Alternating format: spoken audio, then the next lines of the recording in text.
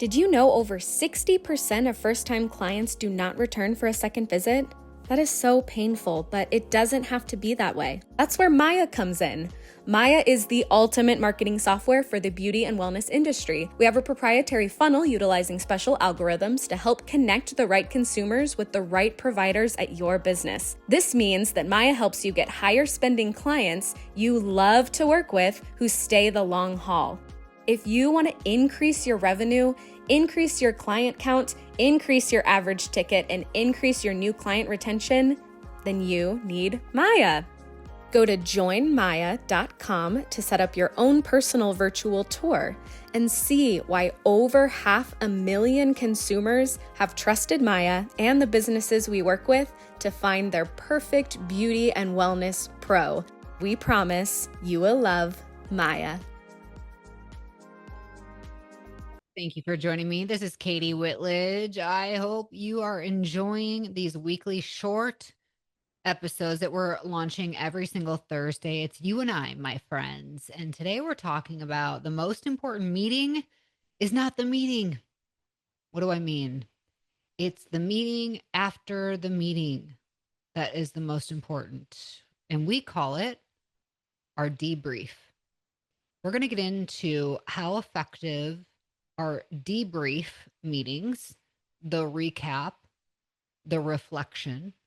But first, let's talk about the type of meetings you're probably having. Now, inside of your salon, there could be daily check-ins, weekly, monthly, quarterly, annually. At our salon, I check in with our GMs almost every single day. But for sure, we have a standing weekly call. It's on Tuesday mornings, and it's a 30-minute slot where we talk through, really, it's kind of a built-in debrief overview.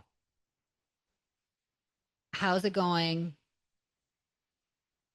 What needs to be done? What hasn't been done? What could be better? Any issues, any fires to put out? Anything to talk through? So it's really my way as an off-site salon owner to stay connected to the leaders who are our main culture keepers and in charge of operations. Monthly meetings are with the team. Now, we have two different salon monthly meetings. We have a leaders meeting, and that includes anybody tied to operations. So what we call our fit crew, which is first impression team. I remember taking that great idea from Kohl's salons in Minnesota. And I was like, I love that. You are the first impression, whether it's text, email, phone, in person, like that's huge. So the fit crew is your first impression team, otherwise known as guest services. They are part of this, that main leader that oversees them, and operational leaders, salon managers, and your education trainers. We meet every single month. And then right after that meeting, we piggyback that with our all team meeting. Now, I want to just share a quick agenda because I think it's going to be helpful for the all team meeting. And take this as like, you don't have to do this exact flow every single time. For example, number one, icebreakers or intros. You're not going to need that at every single meeting. Well, hopefully you do. Hopefully you're growing the team, and every month you have to say hello and welcome to our newest apprentice, right? But maybe not. And so that first kind of set the tone, get everybody jazzed. You're introducing somebody new and create that little icebreaker moment, that team exercise.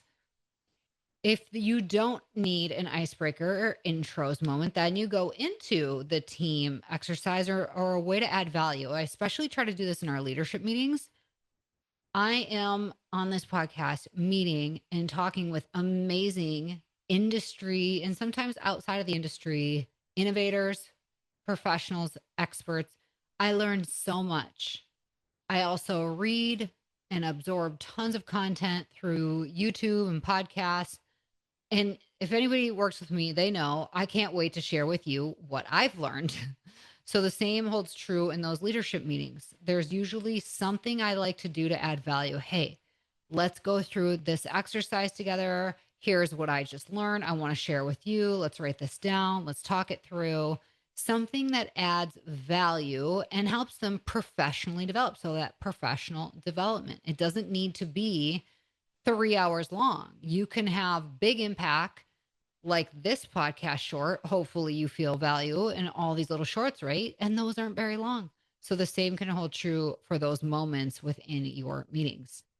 The next part of the agenda can be shining a light. So you want to show off what are the good things happening with the company, and then what are great achievements that have happened for individuals. So every single month at our salon team meeting, we shine a light on top performers. Here who has sold the most in retail sales in the last month, and we name our top three.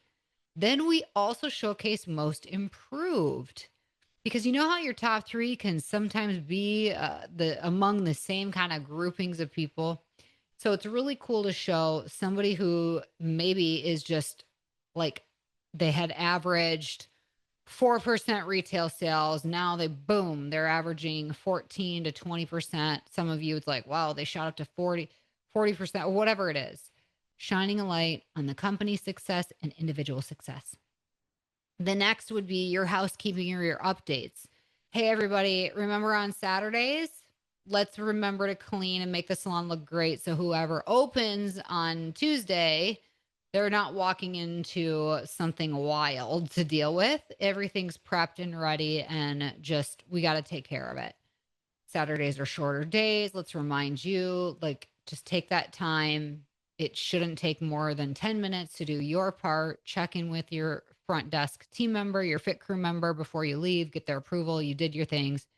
Awesome. That's a housekeeping example. Other things during housekeeping or updates are, hey guys, this month, it's our anniversary month. We're doing this big offer, this special. We're going to have posters up. We're going to have emails. We're going to do this, that. I mean, it's sharing all the cool things about marketing, promotional, or upcoming events. Hey, remember, next week we have that guest educator here. Everybody needs their mannequin heads. Be here at this time. Remember to bring your own snacks. We'll provide lunch. It's like all those little updates to get everybody on the same page. The fifth part to a great agenda would be that topics to discuss. So this would be that time frame where it's like, I really do want the whole team to collaborate. And here's a little pro tip. Sometimes when you say to the team, hey, we want to talk how we're going to effectively double book everybody. Whoa, everybody's going to freak out, right? Everybody starts thinking, how is this going to affect me? What do you mean? I like the way I'm doing it. Wait, don't mess with Tanya's appointment. She's special and different. And are we going to have a massive change with this? Everybody gets immediately in their heads, and it's like fear-based. So if you ever have a topic where you truly want the team to collaborate, give their best ideas towards something you do plan to change. Remember, this isn't a time where like, hey, we're thinking about changing double booking. It's like, we really need to optimize double booking. I want everybody's input. I want everybody to feel seen and heard. And I want the best of everybody's ideas. So the pro tip is this: break them into groups. So I might, you know how everybody sits by their friends? So I might be like, okay, 1, 2, 3, all the ones, and go down the line. 1, 2, 3, 1, 2, 3, 1, 2, 3, 1, 2. And I'll say all the ones, you're over here. All the twos, you're over here. All that way they're like spread apart. They're with different people they may not normally collaborate or connect with. Maybe they don't even work the same shift with. And now you're like giving them in advance, like, here's the 3 things I want you to think through, talk through. And then everybody circle your best idea. We're going to come back together as a group. And each group 1, you're going to share the best idea that came to you. Group 2, group 3. Okay. This helps make it a little more at ease for your shyer team members. It makes everybody feel a little more comfortable to share in a small group versus speaking out. People in a big group might be scared to speak out and say their idea, because what if somebody's like, well, no, here's why we can't do that. So this softens that. It gives everybody the ability to have their say, be involved without risking those fearful thoughts of like, I might be embarrassed right now, or maybe they won't like my idea, or I don't want to say something wrong or right or whatever. Okay. So that is a way to get to having an understanding on those major topics to discuss. Where's their head at? If I bring this to the table, I want to kind of feel out how is the team going to respond to this type of new thing we're going to do, this type of change? Even if it's new and positive, change can feel very scary to people. So those are those moments where you do want to allot probably like a good 20 minutes. Now, when they're in their little groups, like small groups, you don't need to give them 20 minutes. You can give them like, okay, I'm going to set the timer. It's 5 minutes. When this song is up, we're going to come back together. It really gets everybody into the zone of like, okay, let's do this. Let's figure it out. And then they'll come back together. The coming back together is what might take a little time. And you as a leader, your only role is to ask clarifying questions. Well, tell me more about that idea. That's interesting. Okay, cool. Did you kind of envision it like this or this? Help me understand where your head was at. And it really gets the conversation flowing. And then lastly, number 6 to a great agenda is sharing everybody's takeaway. Like have everybody say, okay, what was your number one takeaway from today's meeting? Everybody goes around, they share their takeaway. And potentially, depending on the type of meeting you're in, this could be more for leaders, they share their action item. So, hey, my number one takeaway today was this. And then my personal action item as a result of today's conversation is I'm going to go email this school, or I'm going to go connect with this person. I'm going to have a face to face. So that's just an example of a team meeting. And I think some of you might love that. Take the best of that and apply it however you want. So let me recap.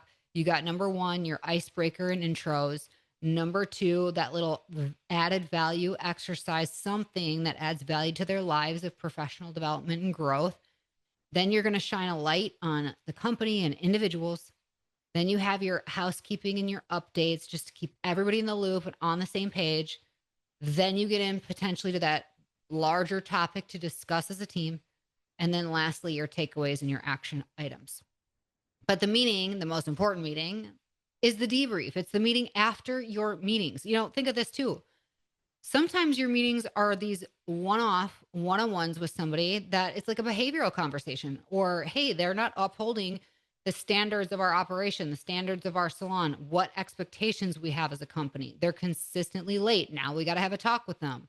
Or they're out of dress code too many times. We got to have a talk with them. Sometimes you have those immediate, like, ooh, I feel like you might have a little bit of gossiping issues going on. We need to address this.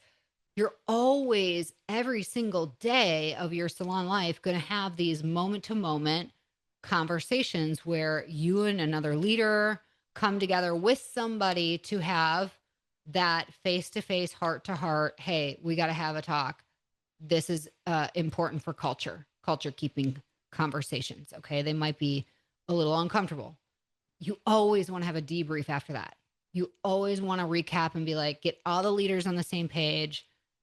I would say document everything. We don't even call it writing things up. If somebody had a behavioral thing way back in the 2010s or whatever, you wrote them up, right? Remember getting written up for whatever, and it feels, it's so challenging. But for us, since we use our Asana project management and communication platform, this application helps us stay communicative with each other. We just document everything. We actually have a whole entire channel called Coaching Conversations.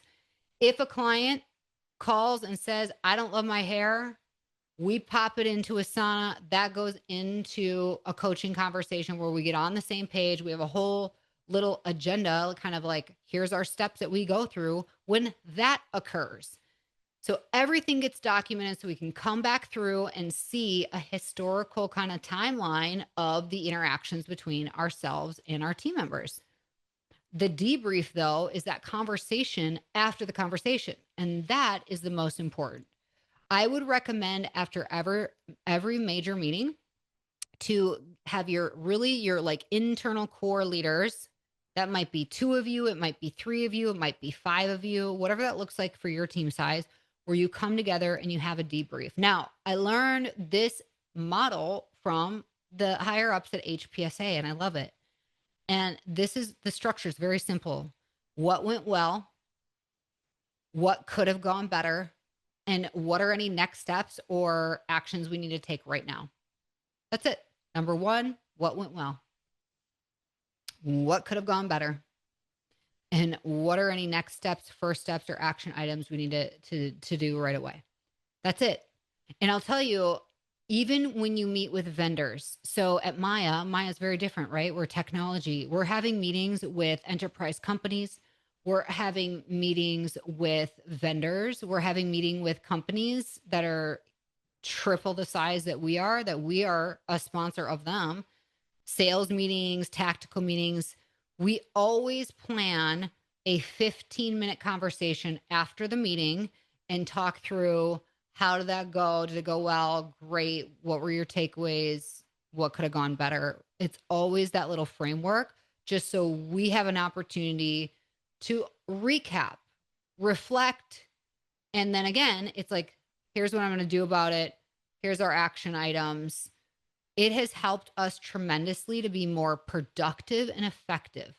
So I'm hoping that this little structure is going to be helping you be more communicative with your team, on the same page, productive and effective. Timeline for the debrief, like I said, about 15 minutes is all you need after each normal meeting that you have. Just pre-plan it. Go into your calendar today and create a debrief for such and such time that follows any major meeting that you have coming up. And if you didn't plan on a meeting, let's say you have that face-to-face with a team member for a behavioral thing or a culture thing that you need to have that kind of tough conversation. It's simple, like, hey, Katie, I just had a conversation about this. It's in Asana. When you have a chance, let me know. Let's quick have a debrief about it. I think that is huge in keeping your culture tight and everybody on the same page, especially your leaders. The key to all of this is consistency, and then setting the stage for standards and expectations. We are so habitual, like our salon as a whole entire team meets the second Monday of every month, period. Like it's pre-planned all the way out. So when somebody joins the team, it's not like, oh, next month I can't come to the meeting because I booked a dental appointment. It's like, no, we don't book other things. You actually get paid to be here. It's part of your role and responsibility that you, as part of our team, are coming to our team meetings. Of course, everybody gets paid to be at the team meetings. And that's why, again, we're very efficient with our agenda and that timeline, because everybody be clocking in. I know the cost. I know that this is an expense. This is an investment in my business. Every time we have a team meeting, everybody at this table is getting paid to be there. So let's make it worth it for you and for them. Because the worst thing is when people show up to a meeting and think, gosh, this could have been an email, right? This could have been in the text thread. Like, make it valuable, make it fun. You're keeping the culture, you're keeping communication and collaboration alive, healthy, and thriving at your company. So I would ask you, what's your top takeaway from today's conversation? The most important meeting is the meeting after the meeting. I hope that this has brought value to your life. If you love Beyond the Technique podcast, please, my friends, take a moment, leave us a positive review wherever you're listening so that more people like yourself will discover Beyond the Technique, where I promise you, we are here to change the way that you are supported in your business. Until next time, have an awesome day and stay strong.